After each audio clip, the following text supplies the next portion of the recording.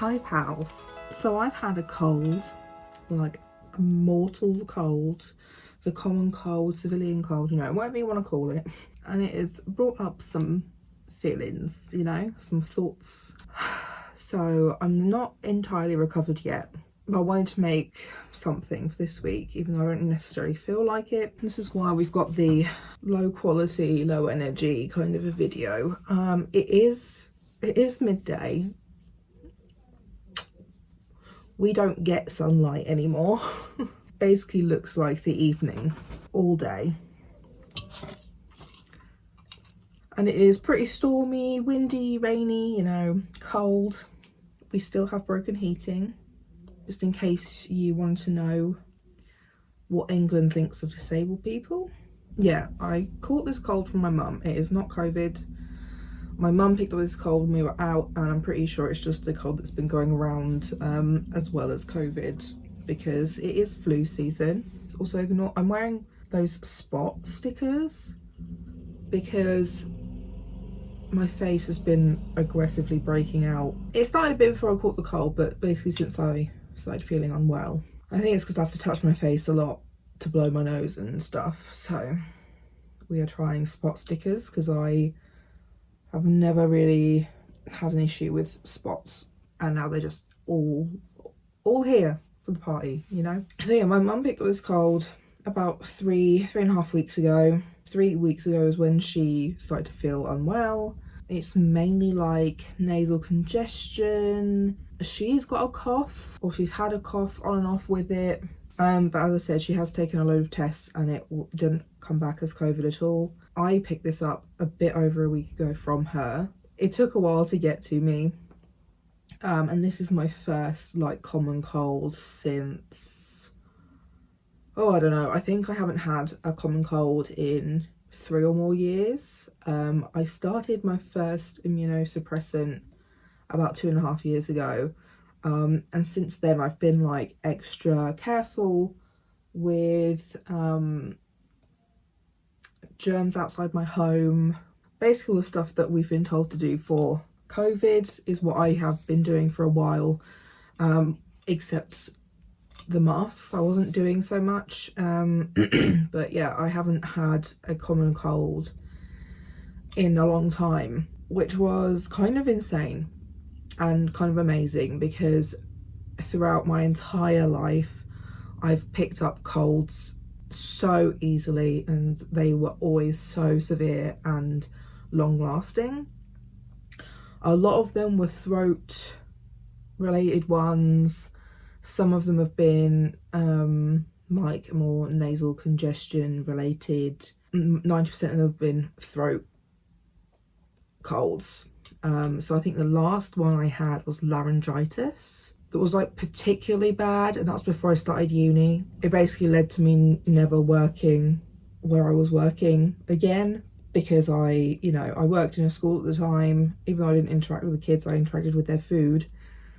I thought it was just really a bad idea to ever go into work with that kind of a cold or sickness. I was from a temp agency at the time anyway, so but they never asked for me back, even though most of the people there liked me.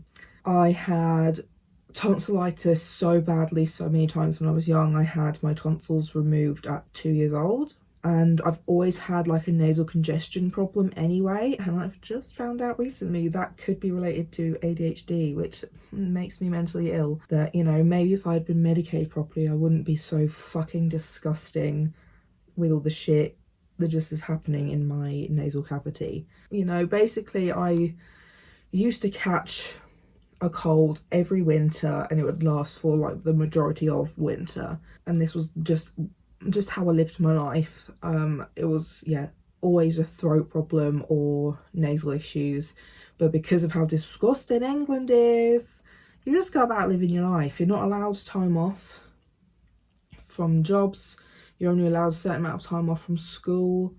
Before all of this kind of like hand sanitizing and washing and being really on top of that sort of thing, people just didn't give a fuck. And also in England we have chickenpox parties to give all of the children chickenpox at the same time to get it out the way. I have had chicken pox as well. I have some scars actually. I think there's some here, and like maybe on my body, but mainly on my face from when I had chicken pox. I scratched so badly that I scarred myself. Love that EDS slash hypermobility slash what the fuck ever you want to call it, because they don't want to call it EDS in me because I have other autoimmune conditions, so that disqualifies me from being diagnosed. Yeah, I was honestly like trying really hard not to catch this cold from my mum, but when I did catch it, I was so pissed. I was so pissed. But actually a week later, and it's not been too bad. It has definitely mainly just been nasal congestion and grossness, which has led to a sore throat occasionally, but that's mainly because I can't breathe with my mouth shut as often as I used to. So that's just sort of led to my throat drying out. So I drink a lot of water, the sore throat goes away. I've not felt unwell enough to even skip my adalimumab injections, which is normally advised when you catch like a virus or infection or something, but I honestly don't feel that much different to my daily malaise. You know, the only difference that I have experienced this time is that, yeah, the shit in my nose, sinuses, I can't hear. Like my hearing keeps disappearing. It's really annoying. But otherwise I feel basically the same. So I was like, you know what, I'm going to make an educated choice to continue taking my adalimumab injections because I don't feel any different. Really, like my general well-being feels the same. And I just think it's really interesting.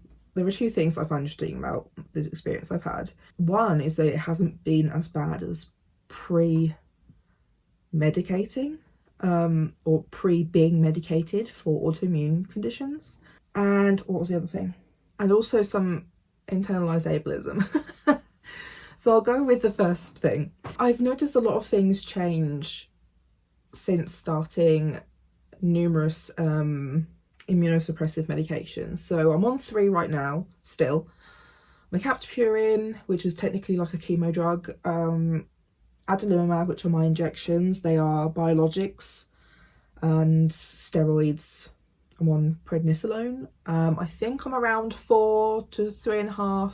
I'm trying to see if I can speed up my tapering a little bit more, to try and avoid what my ground's basically dealing with, which is like an Addison's cortisol crisis scenario, and trying to come off them under the 2-year mark is basically ideal. Yeah, I've been in and out of like doctor's offices for so long that I kind of know how to medicate myself at this point based on how my body reacts. So that's my current plan with that. But since being on all these medications, I've noticed other issues I had that I couldn't find something that helped to solve have now been solved. So I used to get extreme hay fever of like hives all over my body for like 2 weeks of the year at sort of like peak pollination or whatever season, weeks, I don't fucking know, around August. That's happened to me like 3 years in a row since I sort of moved between here and London for university. I literally couldn't leave my room. I had to have my window closed, my door closed. I couldn't leave except from to, you know, go to the toilet or whatever. Or if I went into town, I was okay. So, you know, it's definitely like a hay fever thing because I live in the middle of fields and woods and near a village in the middle of nowhere, you know. So that has now been solved by being on immunosuppressants. So I now understand that that probably was an overactive immune system response because my immune system is fucked. I think that's a similar thing to what's happened with this kind of common cold scenario. Because I would get so violently ill before being medicated in this way, I think that was just another one of those signs that I had, or always have had, a wonky immune system.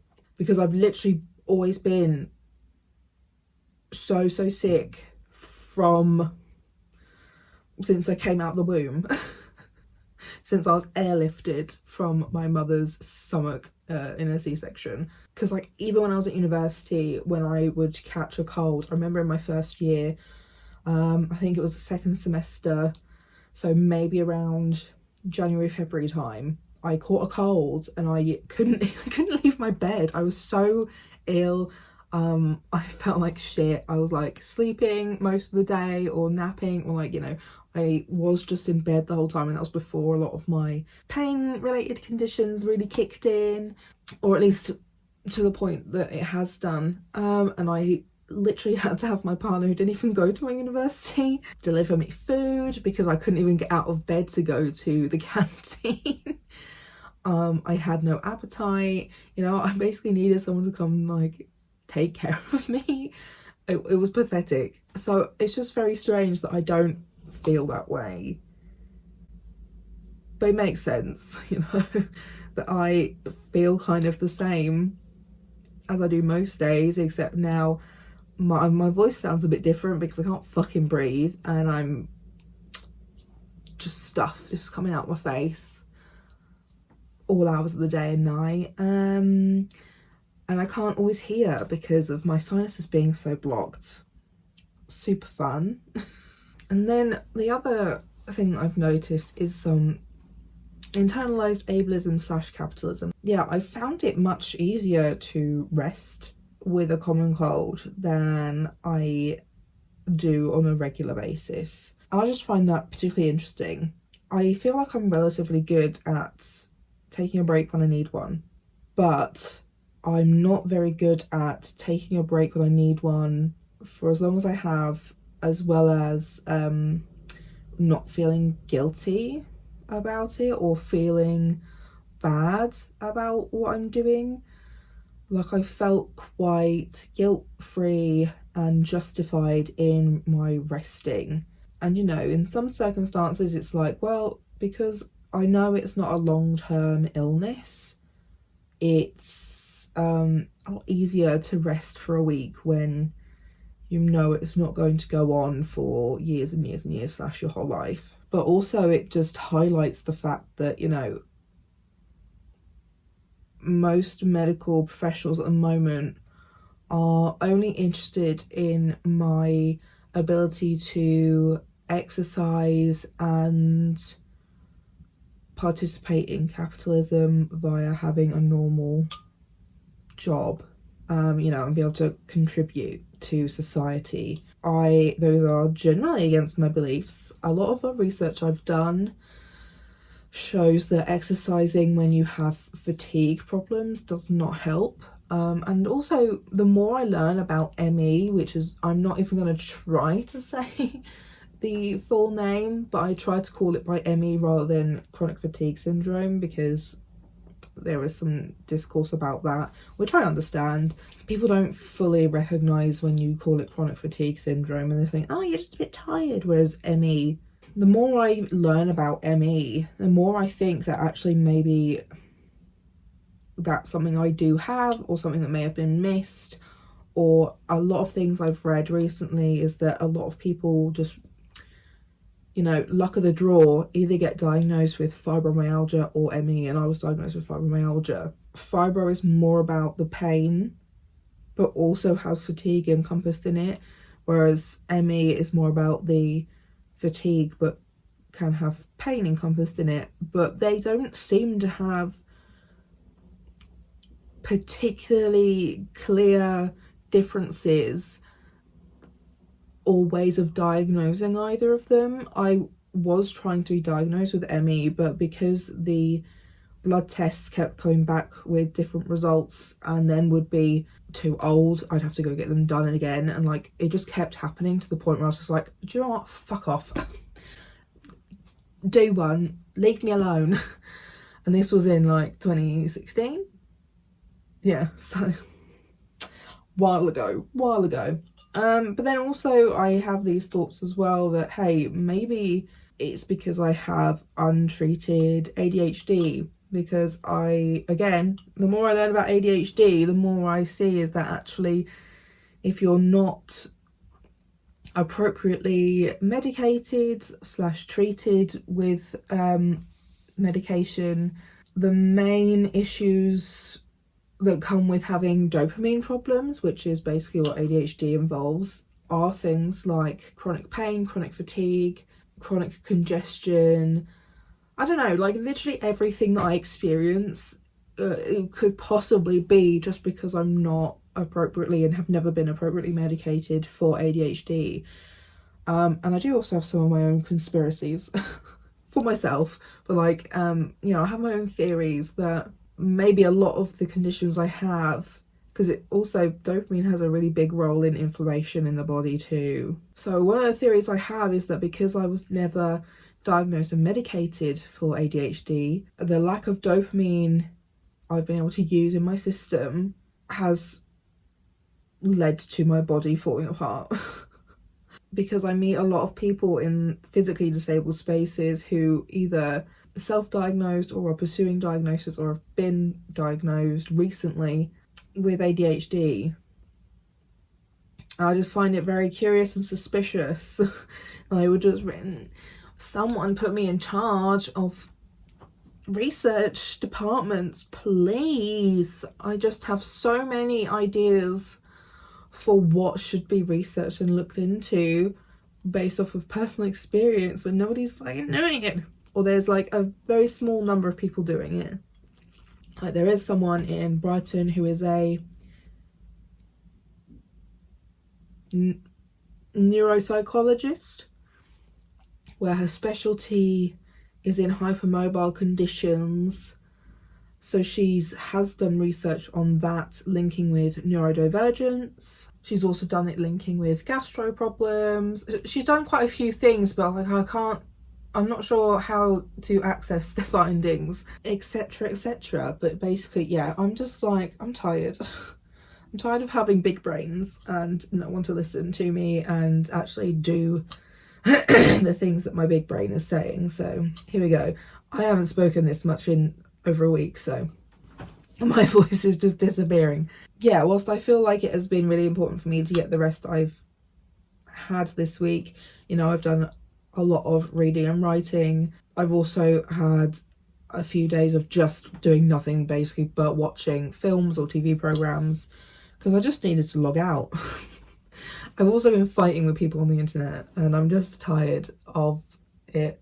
But my autism and ADHD, I have no impulse control and I have a very strong sense of morality and justice. It's very difficult to ignore people being the worst TM. Like someone misgendering me here, someone misgendering me on TikTok, somebody just openly being like, oh, this might not necessarily eugenics when it's literally eugenics. And then what was the recent one? Oh yeah, YT lady with ADHD getting angry at me for saying that diagnosis shouldn't be gendered traits because it will help everybody in the long run. And female and male ADHD do not exist. It is just ADHD and they are just traits that everybody can have. Yeah, I made some YT turfs in the ADHD community. And honestly, fuck you. She also assumed I was a man. Sad human beings need to get a life. Do some actual research, you know, babes. Gain some critical thinking abilities, you know. Analyze that cognitive dissonance. But yeah, so it's been weird. It's been a weird one. I'm just trying to take care of myself best I can to hopefully not have a very long-term common cold, because it does suck. It is annoying, especially in the times of COVID where all I want to do is blow my nose all the time. Yeah, and I'm just tired of being told that I should be working harder when my body and brain are telling me I can't. And there are reasons why my body and brain are telling me this. It's because nobody can be fucking bothered to actually treat the issues I'm dealing with or find the cause or anything like that. So I'm waiting to speak to the ADHD medications people. I was given up to 12 weeks of waiting. I've got to do some blood pressure and pulse readings, but I've had to tell them, like, hey, my readings are going to be a bit higher than they would be because I've been on steroids for over a year and they do raise your blood pressure. But also ADHD medication could be the root, I can't think what word I'm looking for. ADHD meds could be the thing I've been needing for millions of fucking years to just feel better and feel functional. I've definitely had a lot of erratic ADHD hyper-focus moments recently, which is quite unusual for me. I haven't really had those kinds of moments in a while. But yeah, so I've been analysing some of that.